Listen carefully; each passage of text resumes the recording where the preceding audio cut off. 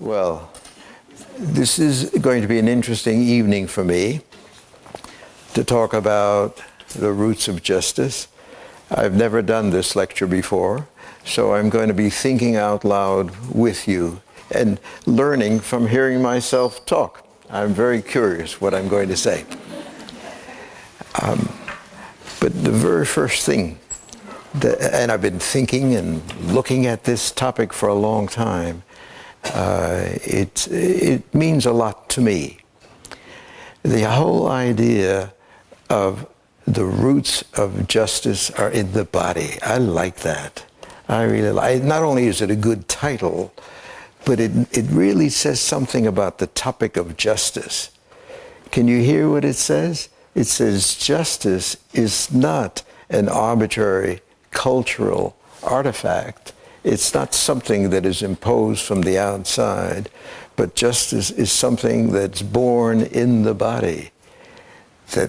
And that's a good thing to think of these days, because we're in the midst of a very unjust period in life. We're seeing injustice everywhere. We're seeing murders and torture, and I think it's heartbreaking for everybody here. Don't you read the newspaper? And what happens to you when you read it? It moves you. I see all of your heads going. And you wonder, where is justice in this now? What went wrong? And all of us are mobilized to do something about it. If justice wasn't in the body and it was only arbitrary, then we wouldn't have so much hope, because we have to have some reason of hope. But if it's in the body, that means it's universal. It's even in the people who in the name of justice are killing so many people. You know? So there has to be some kind of hope that there'll be some answer.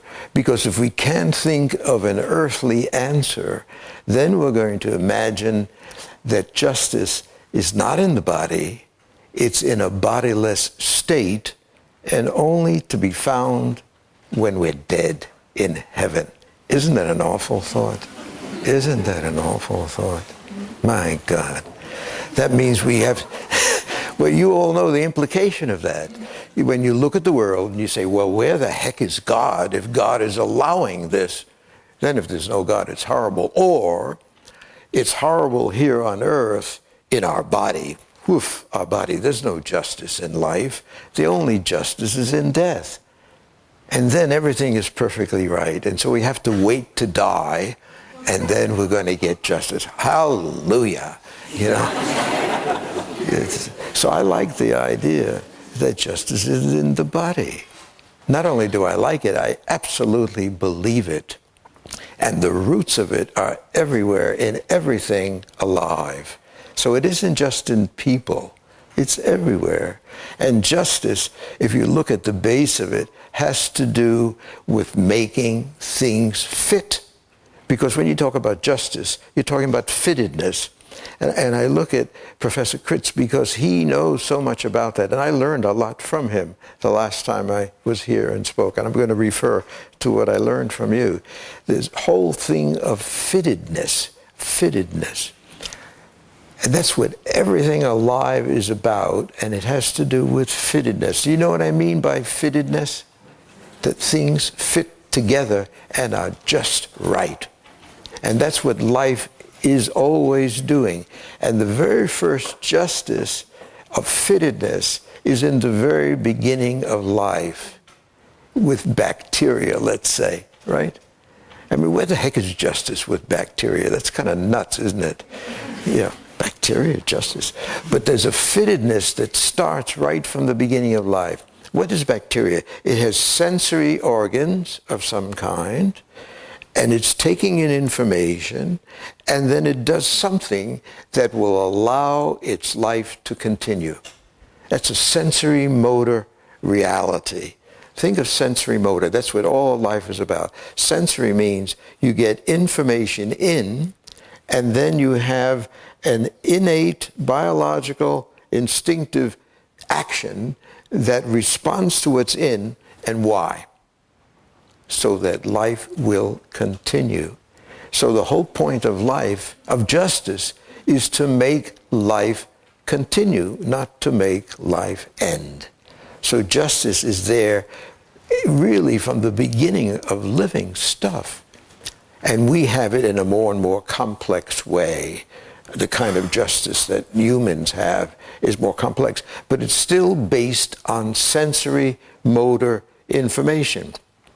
By that, all of us, we see the world and we immediately do something to react to the world. And why? Why do we react to the world at all? Answer. We react to the world in order to keep alive, right? So we need to do something fitted to what comes in.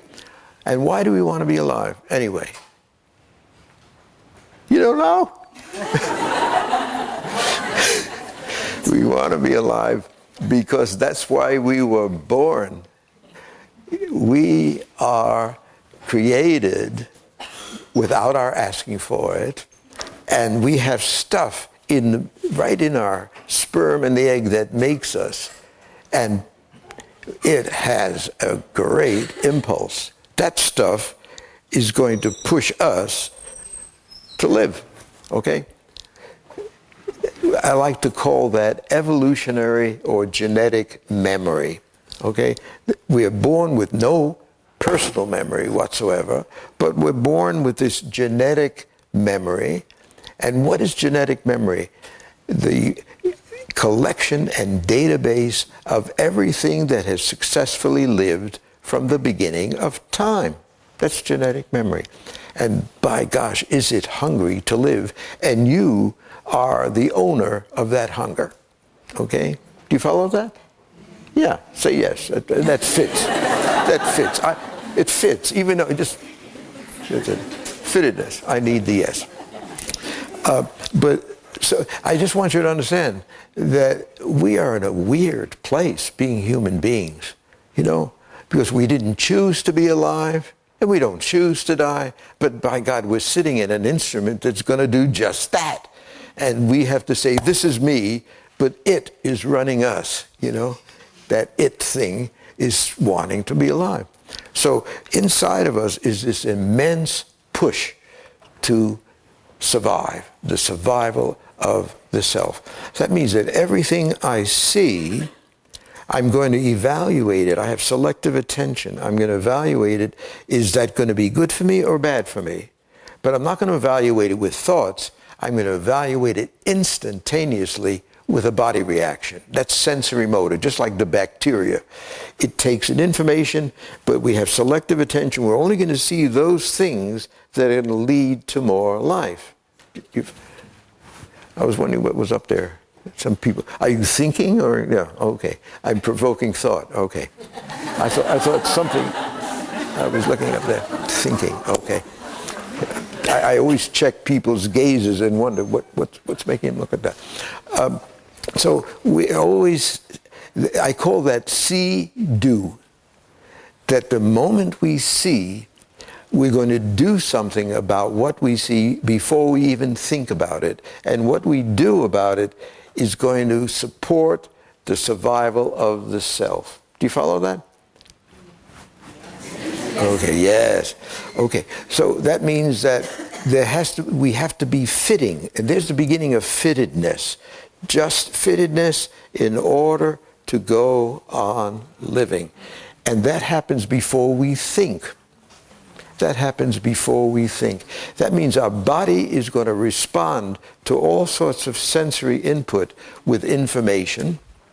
And over time, we're going to not only see, we're going to remember what we saw before that was good. And we don't only do, we're going to remember what we did before that was good.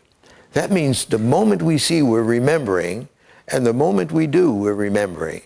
That says that every instant of seeing is a moment of remembering. Otherwise, we couldn't be effective past the first day of our life. Do you follow that? Yes. Okay. Okay. So that means now, when we see, we're going to see with our real eye, but we're also remembering, and we remember with our mind's eye.